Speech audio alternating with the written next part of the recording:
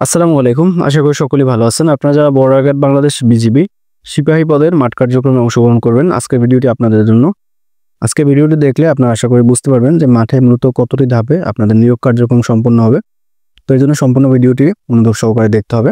তো প্রথমে আমি আপনাদের যে বিষয়টা ধারণা দেব সেটা হলো যে মাঠে মূলত কতটি ধাপে আপনাদের নিয়োগ কার্যক্রম সম্পন্ন হবে, অর্থাৎ মাঠ কার্যক্রম সম্পূর্ণ হতে মূলত কতটি ধাপ আপনাদের পার করতে হবে।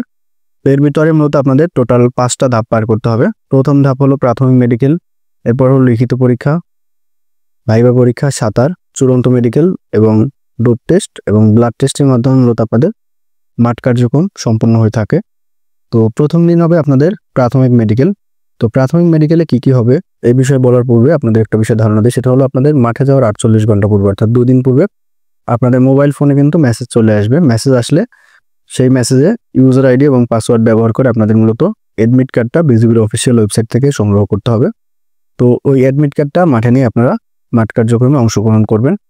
তো অ্যাডমিট কার্ডে মূলত আপনাদের একটা রেজিস্ট্রেশন নাম্বার দেওয়া থাকবে। তো মাঠে যাওয়ার পরে সেই সিরিয়াল অনুযায়ী আপনাদের মাঠে দাঁড়াতে হবে। এরপরে মূলত আপনাদের প্রাথমিক মেডিকেলের জন্য পর্যায়ক্রমে ডাকা হবে। তো প্রথমে আপনাদের ওজন এবং উচ্চতা দেখা হবে। ওজন এবং উচ্চতা যদি ঠিক থাকে, অর্থাৎ আপনার উচ্চতা যদি 5 ফিট 6 ইঞ্চির উপরে থাকে এবং সেই অনুযায়ী যদি ওজন থাকে, তো সেক্ষেত্রে আপনার কোনো ধরনের সমস্যা হবে না। এরপরে মূলত আপনার নকনি টেস্ট করা হবে, অর্থাৎ আপনার 2 হাঁটু মিশে যায় কিনা সেটা দেখা হবে। আপনার পায়ের ভেরিকেজ চেক করা হবে। আপনার নখে কোনো ধরনের সমস্যা আছে কিনা সেটা চেক করা হবে। আপনার শরীরে কোনো ধরনের কাটা দাগ আছে কিনা এগুলো মূলত চেক করা হবে। তো এগুলো মূলত সাধারণ মেডিকেল, অর্থাৎ প্রাথমিক মেডিকেল। এগুলোতে যদি আপনার কোনো ধরনের সমস্যা না থাকে সেক্ষেত্রে আপনাকে পরবর্তী ধাপের জন্য নির্বাচিত করা হবে, অর্থাৎ লিখিত পরীক্ষার জন্য আপনি নির্বাচিত হবেন। তো লিখিত পরীক্ষাটা কিন্তু খুবই গুরুত্বপূর্ণ, কারণ লিখিত পরীক্ষা যদি আপনি পাস করতে না পারেন সেক্ষেত্রে কিন্তু আপনার চাকরি হওয়ার কোনো সম্ভাবনা নেই। এই জন্য লিখিত পরীক্ষাটার দিকে বেশি গুরুত্ব দিতে হবে আপনাদের। তো আপনাদের যাদের লিখিত এবং ভাইভা পরীক্ষার আপডেট চূড়ান্ত সাজেশনের প্রয়োজন হয়, আপনারা চাইলে স্ক্রিনে দেওয়া হোয়াটসঅ্যাপ নম্বরে আমার সাথে যোগাযোগ করতে পারেন। তো এরপরে লিখিত পরীক্ষা সম্পর্কে আপনাদের একটা প্রশ্ন থাকতে পারে যে লিখিত পরীক্ষা মূলত কত মার্কস পেলে আপনারা পাস করবেন। এটার ক্ষেত্রে কিন্তু নির্দিষ্ট কোনো মার্কস নেই যে এত পেলে আপনারা পাস করবেন, অর্থাৎ যারা সর্বোচ্চ মার্কস পাবেন, যেমন দেখা যায় 30 জন প্রার্থী পরীক্ষা দিয়েছেন, সেখান থেকে 10 জন নেবে। তো যে 10 জন সর্বোচ্চ মার্কস পাবে তাদেরকে মূলত নির্বাচিত করা হবে, তারাই মূলত নির্বাচিত হবেন। তো লিখিত পরীক্ষা শেষ করার পরে মূলত আপনাদের ভাইভা পরীক্ষা হবে এবং পাশাপাশি সাঁতার হয়। ওই দিনই মূলত ভাইভা এবং সাঁতার দুইটাই সম্পূর্ণ হয়।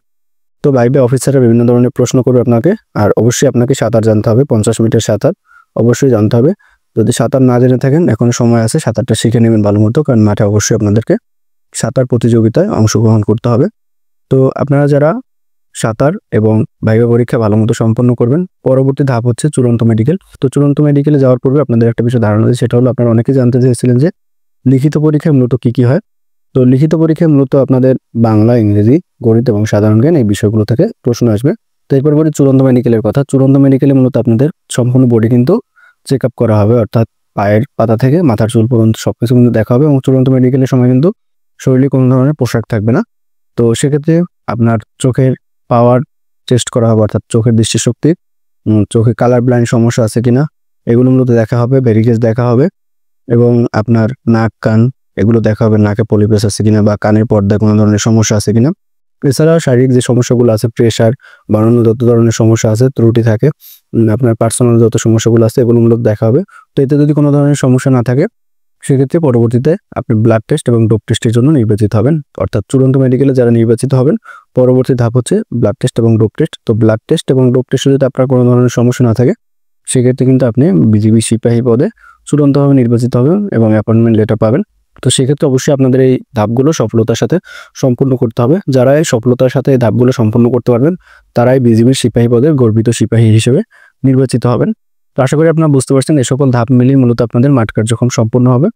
তো তারপরে যদি কোনো ধরনের প্রশ্ন থাকে বা জানার ইচ্ছা থাকে আপনারা চাইলে সরাসরি হোয়াটসঅ্যাপের মাধ্যমে যোগাযোগ করতে পারেন অথবা কমেন্টের মাধ্যমে প্রশ্ন করতে পারেন। ধন্যবাদ সকলকে।